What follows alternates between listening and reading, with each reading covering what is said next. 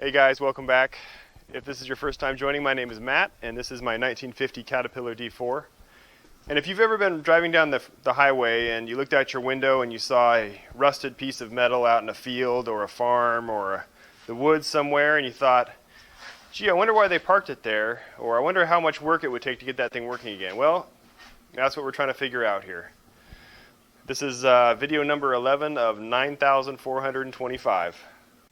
Well, before I pull the cam out of the Vaporust solution there, I think I just got some devastating news here. So I was reading through the manual about crank regrinding here, and you probably can't read this, but it says if the crankshaft can be reground at 30 undersized, 30 mils. And then I was looking at these cam bearings, and I flipped them over, and sure enough, these are Clevite bearings, and they say 0.03, which I'm assuming means that they're for a smaller crank journal, which means that the crank has already been reground and it might not be usable. I don't know. That's not really the news I wanted to hear. But I guess, yeah, just take it to the machine shop and hopefully they can figure it out. But we might be in big trouble with that one. We might have to find a new crank, or we might even be in the territory of finding a new engine if, crank's probably going to be pretty expensive. So anyway, with that said, let's look at the cam.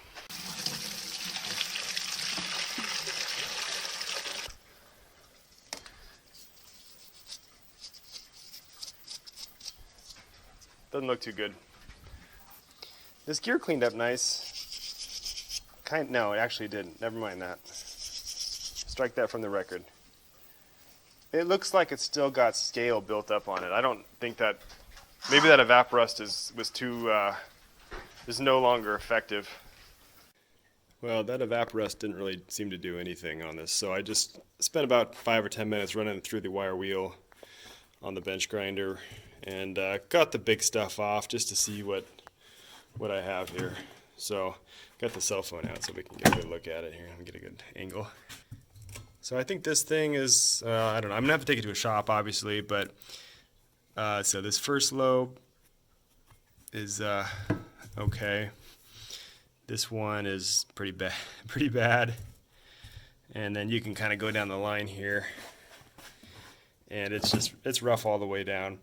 I know some shops could probably actually fix this. I'm a little worried about this oiling gear though, because this thing is pretty shot, and I don't know if they could get that, like the hardening back on that. So I don't know if that's repairable. But anyway, that's where the cam's at. So I think first off, I'm going to go ahead and try to pull the flywheel off. I said last week that I couldn't do it, but I actually went under here with the old clicker clacker, and it's going to fit. It'll fit under there pretty good. For some reason though, I'm a little nervous about working under this thing that's sitting on top of two Harbor Freight furniture dollies. So I'm going to go ahead and grab the engine hoist and hook it to something up on top just so it won't tip over and smash me.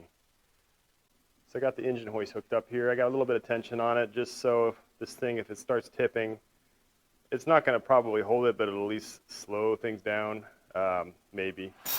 Either that or it'll allow the first responders to pull the engine off me so they can whisk me away to the hospital. There was some these hammer-on lock washers on the bolts down on the flywheel, which I already went ahead and took off. I couldn't film that because I want kids to be able to watch this show. But anyway, I think we're ready to zip these things off here. Kind of the old camera. I'll see if I can record this. Won't be too exciting, hopefully. Not exciting is good in this case.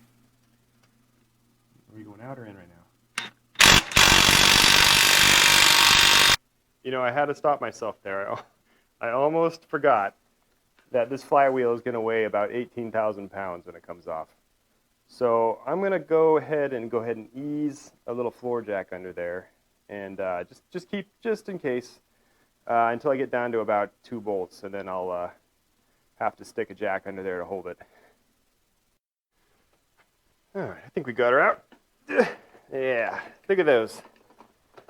That's a rolling engine carriage, paying for itself. Cost me $19.95. So I was working under there. This pin fell out and hit me in the head. Don't know where it goes to. It's painted yellow though. That's a good sign. It must mean it belongs somewhere on the machine. Gonna hold on to that. So we got the flywheel. Teeth look good. The ones that I can see. We're off to a good start here today. Just a little bit of grease. Ooh, this is like a wet grease too. You can just tell there's water in here. I did pressure wash this machine when I got it home, and it's definitely possible water blew in there. Surprised it would still be in there though. Alright, well, to get this rear main cap off, it looks like you have to get the flywheel cover off, which I don't want to do. So I'm just going to go ahead and loosen the bolts underneath and then kind of prop it up with some shims so I can get this cap off. Get the crank out, and then I'll mess around with that other thing later. So I guess that means back underneath it with the little locking tabs. Yeah, how many are there in here? Too many. Dog's here. Alright, I'm not going to take all these off. I'm just going to loosen them a little bit so I can get, just so I can lift it up and shim it off. I don't want this thing to roll off the my furniture good dollies here. Alright, I just got to get this rear main off, which looks like it has 2 extra tap screws in here. Yeah, get the crankshaft out. That one's loose. See if I can just stop breaking my knuckles. There we go. A little bit of a start there. I just need a couple millimeters of clearance here. I think I might already even be there.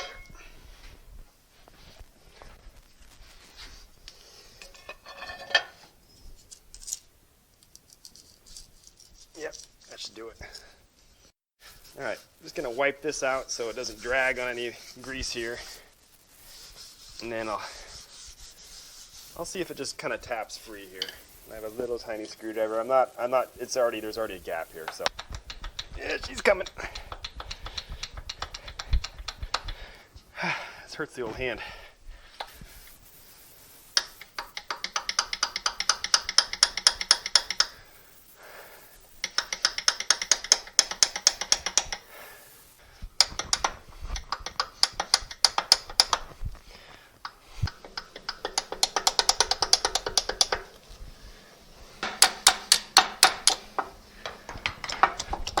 Oh, I did it. Okay, this took a lot of preparation, but I finally got this thing set up right. So I wanted to get the crane directly over the crankshaft, so as soon as it's loose, it's not going to start banging around. So I had to rearrange the boards down there. So the plan here is I'm going to get the rest of these mains off, and then I'll put some tape over the threads just so the crankshaft doesn't bang against it.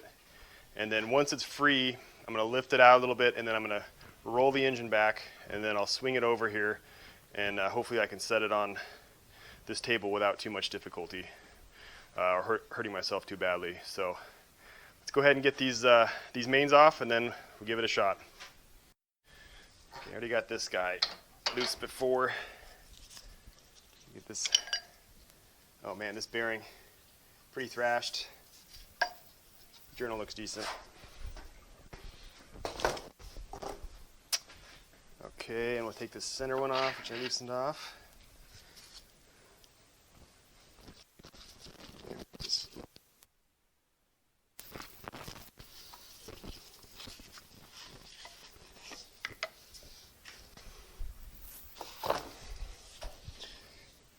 Well, this is a new one for me. This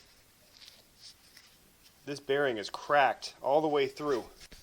We'll look at this in a sec with my cell phone, or maybe this will be a good Instagram shot, but this thing is completely cracked. I don't know, that must be over tightening the bearing, it's over crushing it or something. I don't know how that would happen. I've never seen that before.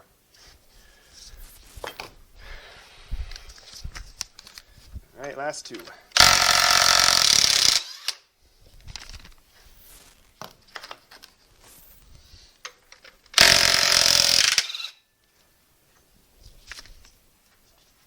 Of course, the stud's coming out on that one.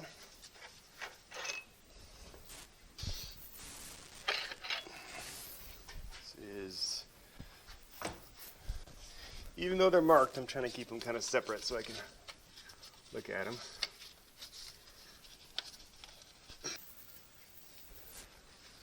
Well, at least this one's not cracked. All right.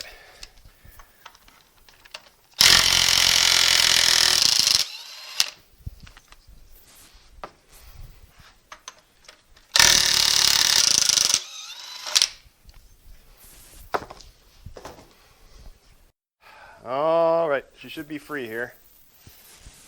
Oh yeah, she's free.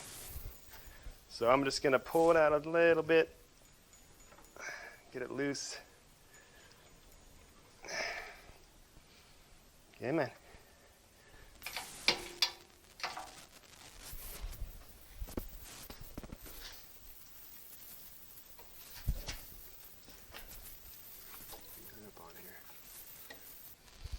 It's gonna get hard to clear this flywheel case here. I don't even know if I can. Nah, shoot. I really should have taken the flywheel case off, but I think I can get it out without doing that, without damaging anything. So I'm getting all the other bearings out, and then I'm gonna attempt to wedge it forward and then pull it out if I have enough clearance here. Okay, so I jacked the engine block up a little bit off the flywheel cover here. Everywhere I was reading, people were saying that you could overhaul these while they're still in the tractor, but I guess that doesn't include pulling the crankshaft. So I think I have it just high enough to work the crankshaft out of here. So we'll give it a shot here.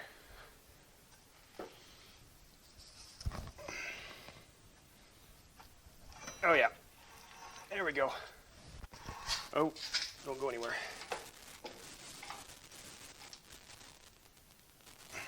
Okay, I think we're free.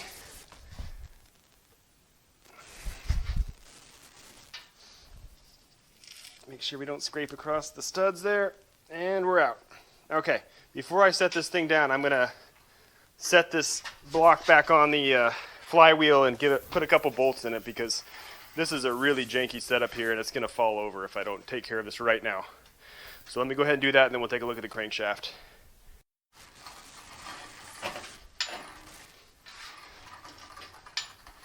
This thing is heavy. Hopefully this table supports the weight. Easy. Uh-oh. That table does not sound good.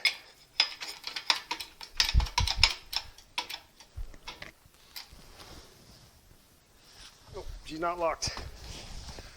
There we go. Yeah, she's heavy, all right.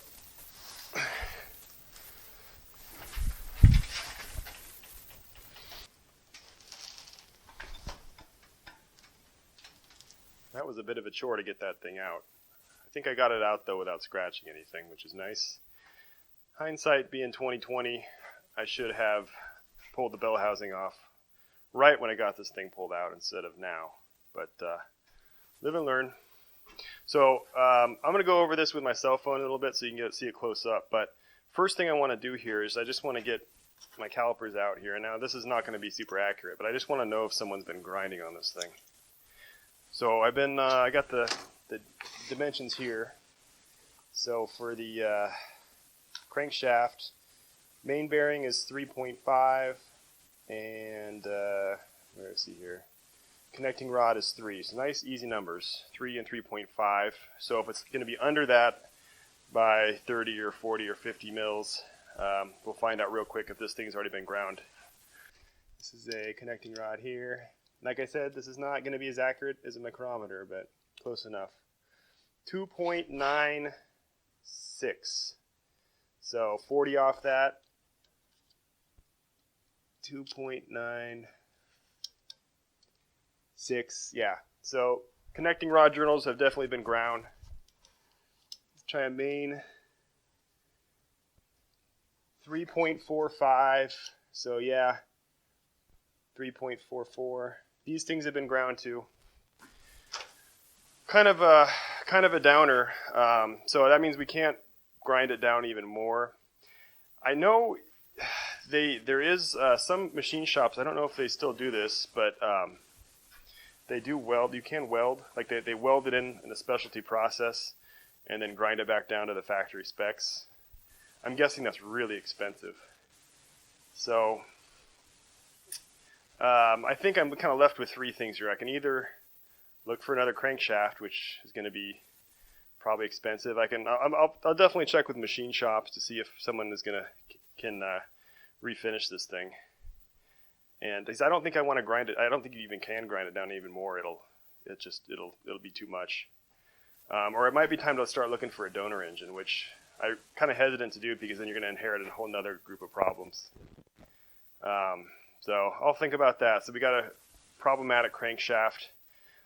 Probably this week off camera, I'm going to strip down the rest of the rods and the pistons. And guys, don't worry, I marked the caps, and these things are marked from the factory. So it's all marked, but I'll take the rest of those apart, measure everything with a micrometer, kind of see what else is junk on here.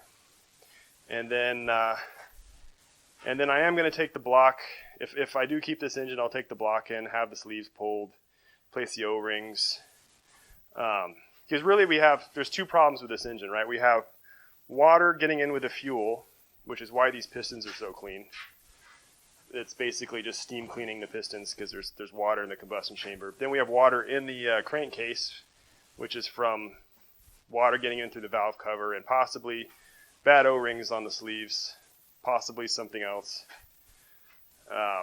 And then we have potentially a shoddy rebuild. I'll get in with my phone and we'll look at this cracked bearing in a second. I've never seen that before. Let me get the phone out. So this is the center main bearing, the outer, the on the bottom side, and this thing is cracked completely through. It cracks, it's hard to see probably, but it cracks down in this ridge. You can see right there is more of a crack.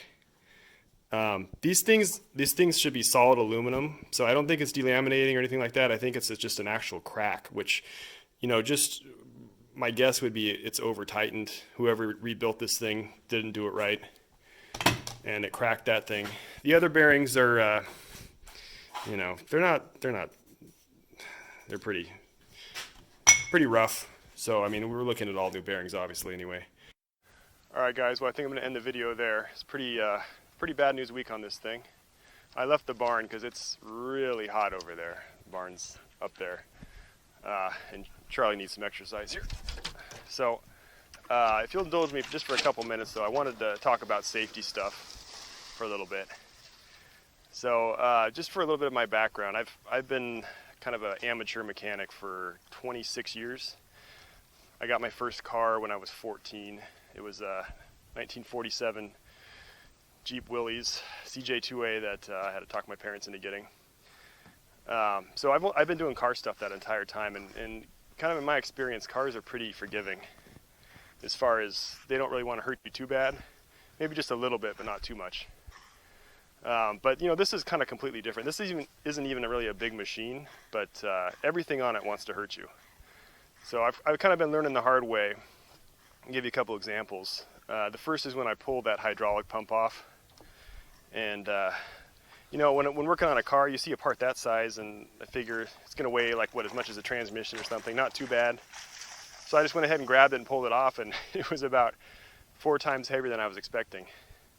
So I kind of learned my lesson there. Now, if I had been in that mindset when I was pulling the crank today, I would have been in a world of hurt, and I probably would have broken something on the tractor. Drop it, dog. Come on, Charlie. She's too chicken to jump off. So another example would be when I dropped that 2,000-pound engine down when I was wearing track shoes. And thankfully, a lot of people saw that in the comments. But I was the first person to see that when I was editing that video, and I was cringing. I mean, those are my little piggies about to get turned into roast beef. So really, it's really just about discipline and thinking about what you're doing before you do it. Because like I said, cars are pretty forgiving as long as you're not doing anything really dumb. Like crawling underneath them, or when they're not jacked up right, you're usually going to be okay. But something like this, even though it's not even that big of a machine, it is not forgiving. So with all that said, thanks again for watching, guys, and I'll be back hopefully next week, and we'll see what happens. See you guys later.